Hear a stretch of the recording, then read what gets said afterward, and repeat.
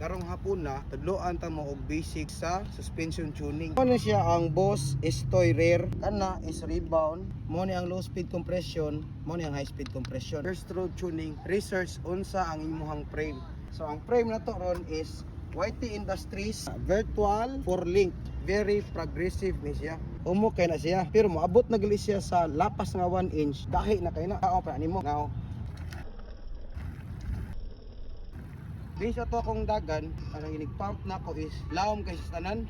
Kanya kung lawom na kayo, iniglaw ni mo ana sa imong rear shock, bisag paspas pa imong rebound, daghan na kay oil na so dire. So nigbalik niya, isinay na. So mo to kanon. So ako sang tuyokon, ako ang low speed compression, himuon akong 1 click para dili kay kumunaog maayo akong tension.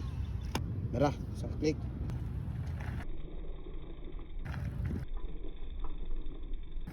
Para nako is arang-arang siya. Kanang inig-pump na ko, dili na kay siya munaog.